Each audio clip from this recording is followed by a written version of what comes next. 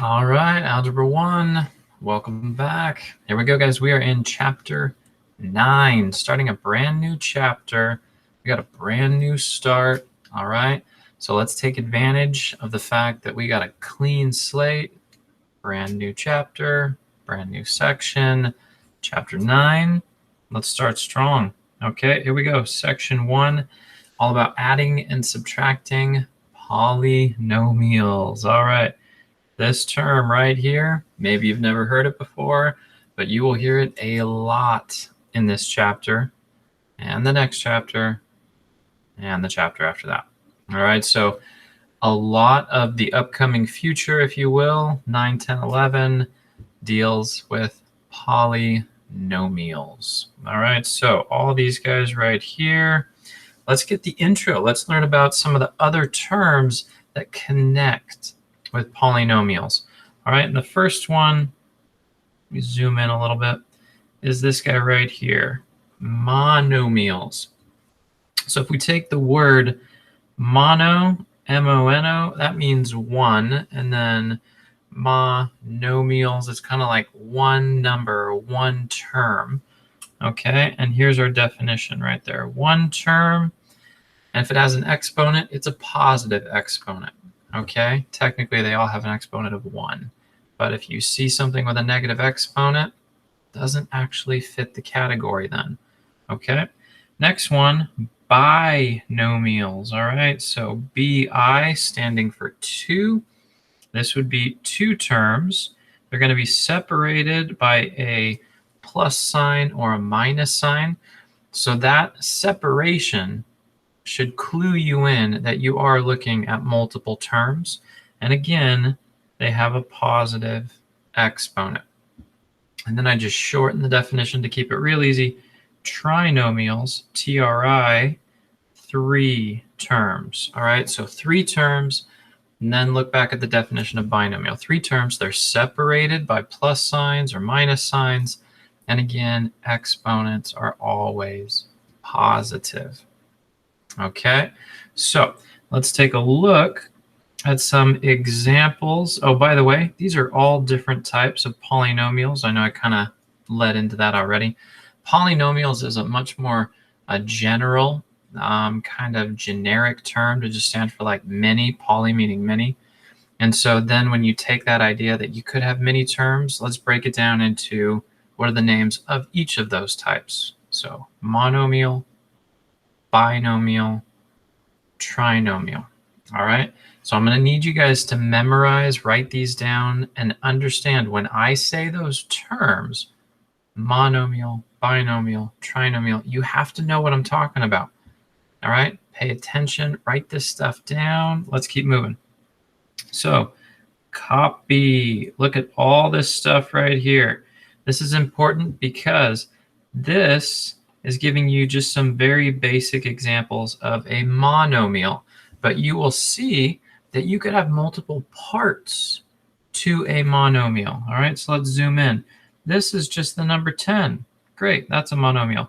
Now you have a 3 combined with an x, still a monomial, because notice we're not separating it with a plus sign or a minus sign.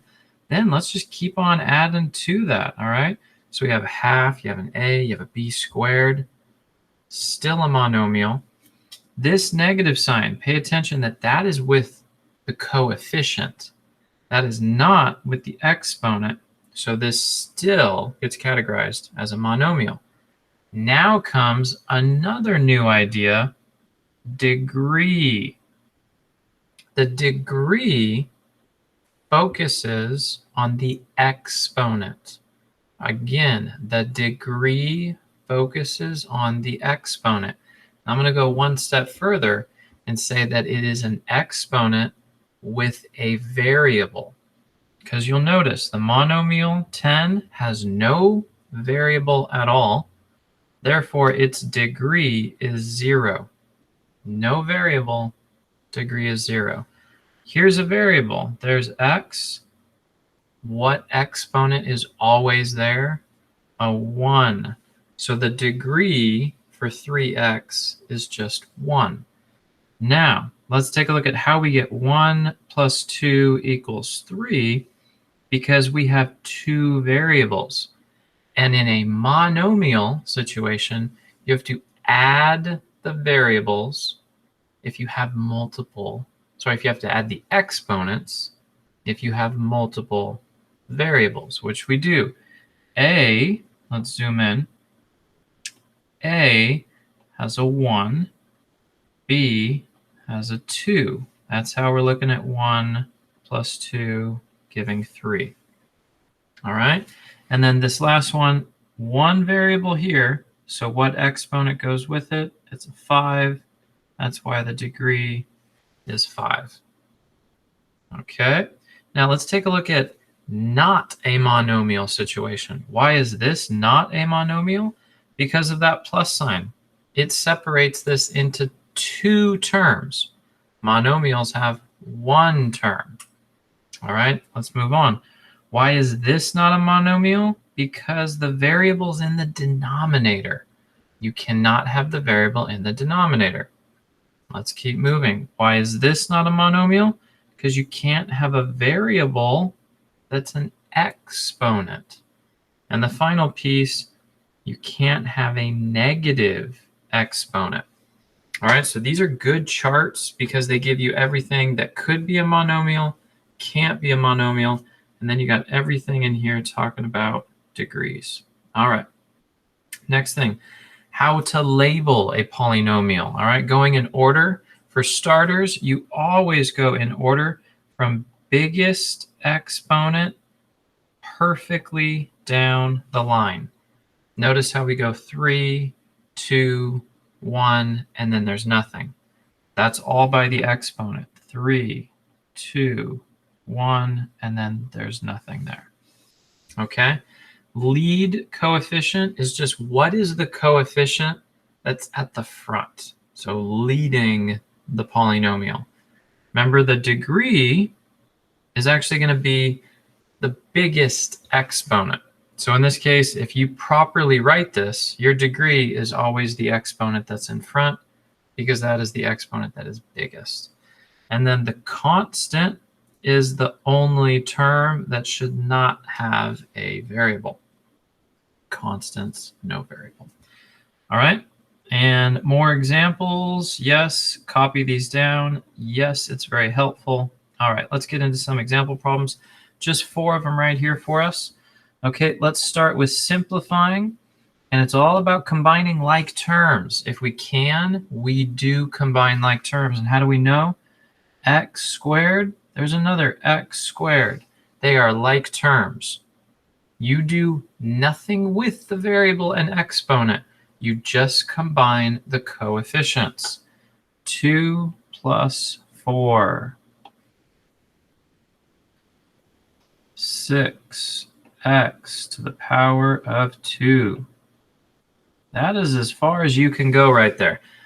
You don't do anything with those exponents or variables because we are adding here. All right, I know we're coming out of a chapter where we did a lot of multiplying and dividing and you messed a lot with those exponents.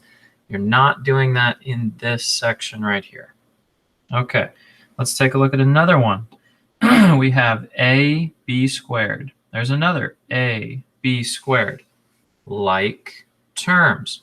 They must be identical when it comes to variable and exponent. That's an A with a 1 exponent. That's an A with a 1 exponent. Good. B squared. B squared. Perfectly identical, allowing us to combine like terms.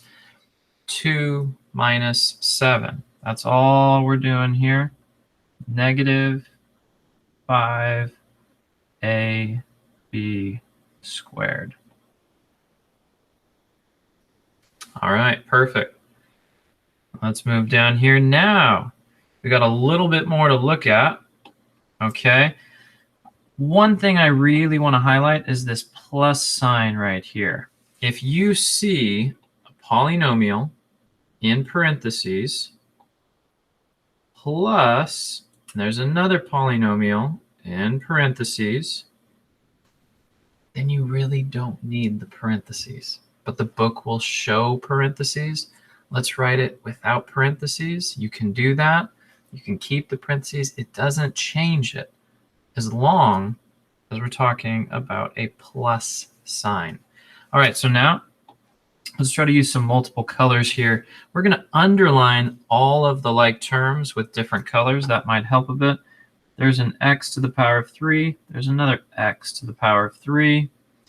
All right, I see a regular x. There's another regular x. And let's change it up here. Is there anything else? Actually, there's not. There's no other constant value. There's a 6. There's no other constant. There's a squared. There's no other squared. Okay, so what that tells me is that these values right here and right here have nothing to go with. They will drop directly into the answer. Okay, so I have a 5 and a 3 giving me 8x to the third. Notice I'm going in biggest exponent at the beginning and working my way down. Okay, so then I've dealt with that one and that one. Then I have a positive 4 and a negative 2 giving me, oh, actually I should do the plus 4x squared. That one came next because, again, we're going in descending order. So biggest is 3, then 2, then comes the exponent of 1. So that's going to be the 4x minus the 2x, giving me a plus 2x. And then the final one is just minus 6. Okay, so now what you should pay attention to here, 8 is the lead coefficient. It's in front. It is with the biggest exponent. That means that the 3 is the degree. All right, so if we want to write this out, we have the lead coefficient equals 8. The degree equals 3. The constant equals, pay close attention here, -6. Okay, lead coefficient, degree, constant, perfect descending order. All right, let's do one more. Now what you have to see is you have a negative sign. And if you have a negative sign, this is how it's different from the plus sign. The negative must be distributed to everything to the right of it. All right, you have to copy this down, pay close attention. Negatives have this added step. You have to distribute a negative to everything to the right. So now let's rewrite the whole thing so you can see what I mean. All right, the 4x squared minus 7x did not change. But now what happens to the right? Minus 5x squared minus 4x and then plus 9. Okay, that was a positive. A negative makes a negative. Positive, negative makes a negative. Negative, negative changes to a positive. All right, now let's combine like terms. There's x squareds right here. There's regular x's here. And then that value of 9 has nothing to go with. It's going to drop straight into our solution. So 4 minus 5 giving us negative 1x squared. Negative 7, negative 4 giving us negative 11x. And then plus 9 just dropping straight into the answer. All right, and if we kind of diagram it, all right, what is my lead coefficient? Lead coefficient equals -1. What is my degree? That's 2.